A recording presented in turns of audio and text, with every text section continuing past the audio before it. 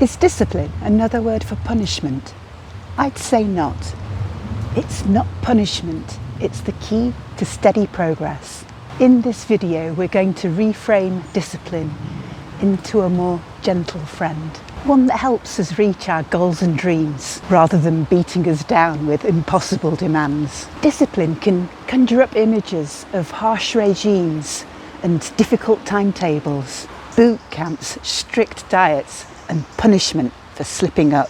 Life can teach us that discipline is the same as suffering for our goal. But what if we embraced it in a gentler way? When discipline is used like a whip to force ourselves forward at any cost, it can lead to disappointment and burnout, with a hearty dose of guilt or shame thrown in. But when it means small, consistent steps that are easy to take yet keep us moving, it becomes a gentle friend that's simply glad that we kept momentum. It's quiet, sustainable growth that doesn't berate us, just nudges us on. In my world, I've often wanted to take goals in huge leaps. As a teenager, I designed rigid timetables so I would study every subject equally. But I could never pull it off because there was no time for breaks or fresh air. It became all or nothing. If I didn't stick to the plan, it felt like I'd already failed, so why bother? Yet when I just picked up a book to remind myself what we'd studied, I could lose myself for an hour or two and remember the essence, feel good about how much I knew. That softer way worked far better than my stricter schedule. Have you ever started something full of determination, only to fizzle out because it felt too harsh or heavy to keep up? Ever been tripped up by wanting something yesterday? I have.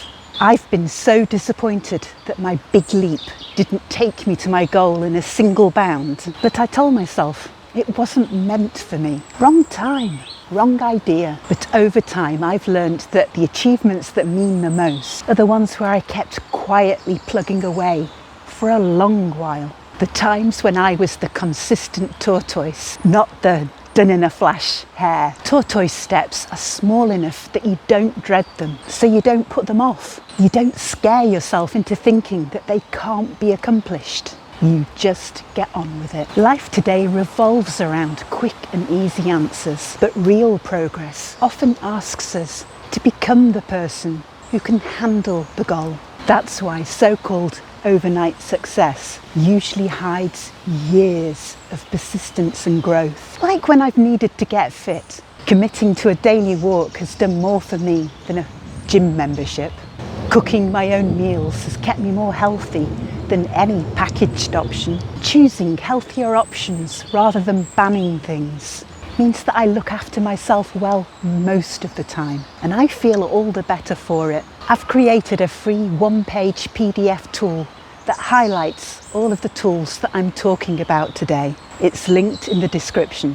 Where in your life has taking small, steady steps taken you further than big, unsustainable leaps? Ever notice that you're your own worst heckler? Here's how to stop tearing yourself down and rebuild self-trust. Harsh self-talk would have us believe that we're not doing enough, not being fast enough, or comparing ourselves to other people's journeys. And our minds believe what we tell them. If harsh self-talk has broken your self-trust, here's how to rebuild it. One small word can change the story that you tell yourself. Yet. Add it to the end of every not there phrase. I haven't yet. I can't yet. Then bring in kind, practical affirmations like every small step carries me forward. I'm focusing on what I want to grow. You'll gradually find that you're speaking more kindly to yourself, bolstering who you are rather than bringing yourself down. Scripting can help too. Write a short scene of what you do want.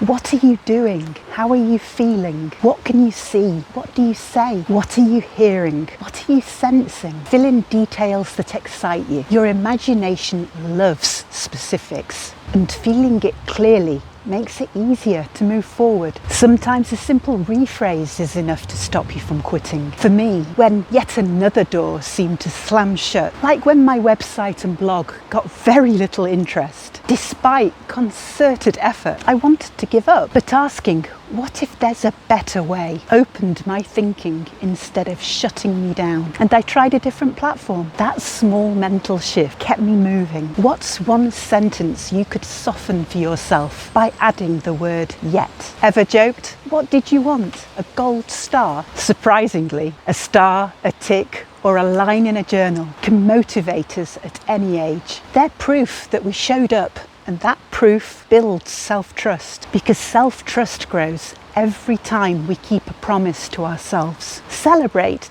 done, not perfect. Track tiny steps. Ask each week, what small step did I take this week? That simple question keeps your path ticking happily along, building momentum even when your effort was small. My gratitude journal helps here. Daily prompts call on me to recall what went well that day, that week, what skill I used, what progress I made. Even when the road feels all uphill, I can find some small something that I'm glad I've done. Over time, the progress becomes visible, and that visibility helps to keep me going when enthusiasm's low. How often do you pause to see what you've done rather than what you haven't?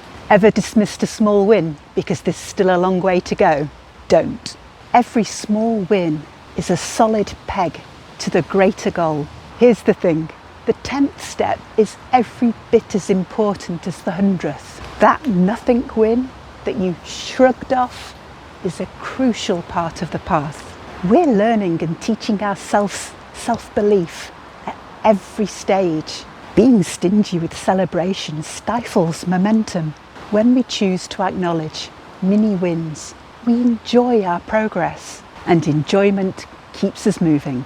A vision board can help. If you sketch stages of your goal at the start, you can actually see the markers you've already reached.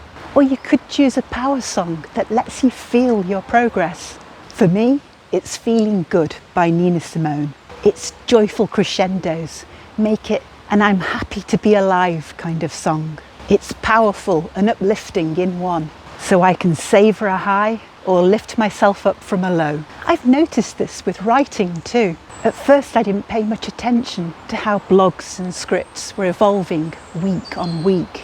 Now, looking back at old blog posts, articles, videos, I can see how regular practice changed everything. It's gratifying to see how much difference steady work makes. What's one mini milestone you could acknowledge this week? Have you noticed the strength in quiet progress? Gentle discipline doesn't dilute discipline, it turns it into strength with kindness. When we believe that we're being disciplined by pushing ourselves too long, too hard, we actually make burnout or giving up after a slip more likely. We're not doing ourselves any favours. But when we keep gently moving, taking tiny steps that are almost too easy to put off, we set ourselves up for successes, big and small. And we enjoy the journey more when we're keeping it small and steady, noticing what we've done. So remember, tiny is enough. The tortoise always wins. If you'd like support as you move towards your next goal, download the free Tortoise PDF in the description. It's a simple, friendly guide to keep you going. And if this helped, subscribe and stay with me for more ways to grow in your own way, at your own pace. Take very good care of yourself.